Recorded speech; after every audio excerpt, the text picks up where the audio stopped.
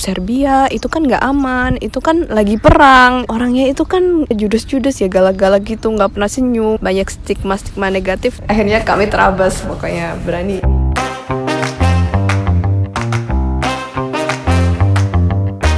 Halo, aku Amar. Halo, aku Yosi.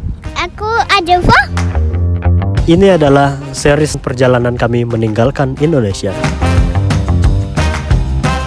Di series ini, kami bercerita tentang mengapa kami meninggalkan Indonesia, bagaimana kami meninggalkan Indonesia, dan di mana kami berlabuh sekarang. Kita emang punya mimpi nih buat tinggal lagi di Eropa suatu saat, untuk mencari kehidupan yang ideal, bukan cuma untuk kami sendiri, tapi untuk anak-anak. Kami percaya ini adalah bagian dari perjalanan hidup. Kami ingin belajar dan berjalan sejauh mungkin untuk menemukan Kepingan-kepingan purpose of life kami. dan kami ingin menemukan purpose of life bersama kalian.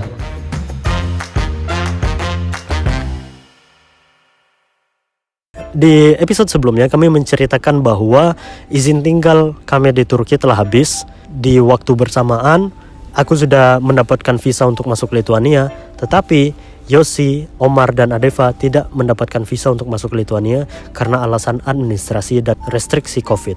Akibatnya, aku harus pergi ke Lithuania terlebih dahulu, menyelesaikan proses izin tinggal dan menyelesaikan proses izin kerja, dan kemudian aku bisa menginvite Yosi, Adeva, dan Omar untuk pindah ke Lithuania, mungkin dengan skema family reunifications atau skema apapun yang memungkinkan mereka masuk setelahnya. Dan singkat cerita, izin tinggal kami di Turki habis dan kami memutuskan pindah ke Serbia. Selamat datang di episode 3 perjalanan kami ke Beograd. Apa yang ada di kepala kamu tentang Serbia? Serbia itu adalah tempat yang asing, yang tidak terbayangkan sebelumnya. Walaupun kita dulu pernah tinggal di Zagreb dan kenal beberapa negara Balkan, tapi kita belum pernah sama sekali ke Serbia. Dan waktu kami berangkat juga kami mendapatkan komen seperti misal kayak, Serbia itu kan nggak aman, itu kan lagi perang, itu loh bukannya orangnya itu kan ini ya judes-judes ya, galak-galak gitu, nggak pernah senyum gitu. Dan pokoknya banyak stigma negatif tentang Serbia yang kami dengar sebelum berangkat. Tapi karena Serbia satu-satunya yang menyediakan free visa untuk WNI, akhirnya kami terabas, pokoknya berani insya Allah gitu.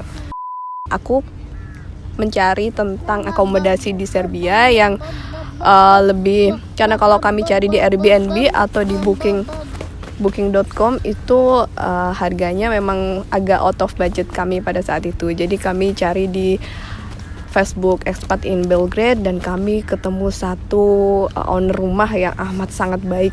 Sadar untuk Mr. Borislav yang rumahnya kami sewa selama 3 minggu, tempat di mana saya menitipkan anak dan istri pada saat itu. Dan kebetulan Mr. Borislav ini sangat baik.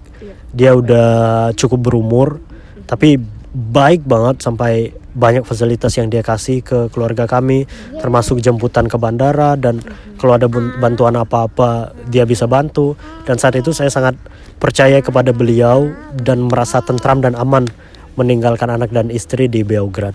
Dan orang-orang di Beograd ternyata ramah ya. Ternyata berbanding balik sekali gitu. Waktu kami sampai tuh orang-orangnya ramah sekali, dan kami tinggal di lingkungan yang emang deket sama bakery. Jadi tempat lalu lintas warga-warga datang buat beli roti gitu. Dan kami sering ketemu orang asli Serbia yang nyapa gitu, bahkan dengan orang asing kayak kita harus kalau ketemu tuh masih dobar dan dobro jutro gitu. Dan ya tuh, kalau kami mengunjungi kafe pun waitress-waitressnya juga ramah banget gitu. Jadi kami alhamdulillah ya waktu dapat keberuntungan dapat owner yang baik banget. Dan itu prosesnya adalah kami nyewa rumahnya dia tanpa bayar di depan dan tidak minta uang deposit. Bahkan dia tuh masih nanyain ke aku, kamu perlu apa lagi buat anak-anak, mau mainan anak-anak, mau laptop, mau iPad, masih nanya gitu. Dan kita sampai kaget banget, ini kalau kita kabur bisa aja ya gitu.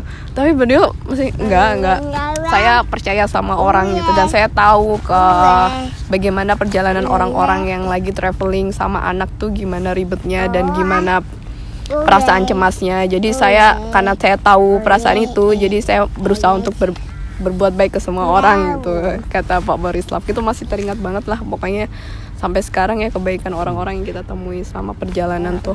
Iya benar banget. Dan karena Mr. Borislav nggak minta uang sewa di awal, akhirnya aku punya uang yang lumayan cukup tuh untuk pergi ke Lituania. Aku pergi ke Lituania dari Belgrade, terbang ke Siprus, dari Siprus transit di Siprus itu terbang ke Vilnius langsung Lituania. Di Lituania aku menyelesaikan proses dokumen pada saat itu. Ambil pas foto untuk ID card, submit foto biometrik, submit fingerprint, menyelesaikan kontrak, tanda tangan kontrak, ketemu orang-orang di kantor, perkenalan gitu, mendapatkan juga welcoming package, jaket dan lain-lain pada saat itu. Cukup berkesan banget sih, terutama waktu saat pertama kali sampai ke Kaunas itu suhunya minus 20. Jadi langsung kerasa gimana challenge-nya hidup di Kaunas. Suhu minus 20, berangin dan gelap sepanjang waktu pada situ karena nggak ada matahari kurang lebih selama 1 minggu. Banyak black ice juga di jalan tuh, pokoknya es semua. Jarang ada orang yang keluar rumah saking dinginnya pada saat itu. Kurang lebih 1 minggu tinggal di Lituania, seluruh dokumen selesai. Akhirnya aku kembali lagi ke Beograd. Waktu kembali ini pun agak challenging juga sebetulnya, karena kan aku pakai pesawat budget, maskapai Wizz Air. Transitnya waktu itu di Paris, di bandara kecil yang keamanannya ketat banget pada saat itu. Sampai waktu di pos keamanan, waktu selesai check-in, diperiksa segala macam, debat panjang, tertahan berapa menit, dilihat lagi visa segala macam, sampai seluruh isi tas digeledah, dicek narkoba. Tapi untungnya aku selamat, walaupun harus membuang berapa potong pakaian, dianggap berlebih, jaket, celana, sarung, semuanya ditinggalin di bandara. Akhirnya berhasil masuk lagi dan sampai lagi di Beograd. Oh ya, kami menemukan banyak tempat-tempat baru nih di Belgrade. Salah satunya mungkin kalau kalian lagi di Serbia nih bisa datengin restoran Cina yang punya muslim dan halal, dan itu enak banget. Kalau kalian kesana pesen 1 porsi itu bisa buat berdua karena gede banget. Dan kita belum pernah lagi nemuin ya restoran Cina yang enak, yang khas Lanzhou ya, kalau nggak salah Lanzhou namanya. Nanti kita tulis di kolom deskripsi karena namanya cukup susah disebutin. Ya berkesan banget sih perjalanan di Beograd. Selama di Belgrade juga kita follow Let's Go Serbia. Nanti kita tes juga di bawah, shout out untuk Mbak yang ada di Let's Go Serbia. Kemudian kita sempat datang ke KBRI Beograd, dibantu juga untuk proses legalisir beberapa dokumen. Beograd menjadi kota yang berkesan banget lah buat kita. Mungkin satu saat kita bakal datang lagi ke Beograd untuk visit lagi, mungkin jalan-jalan juga.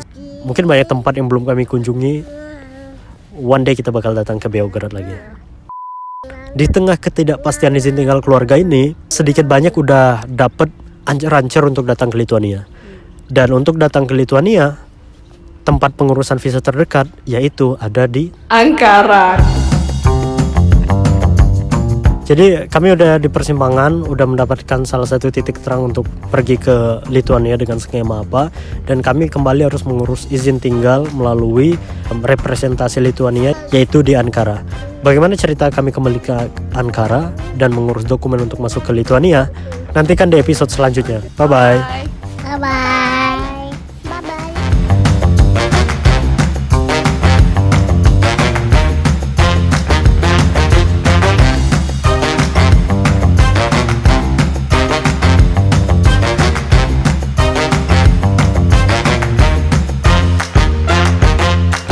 Left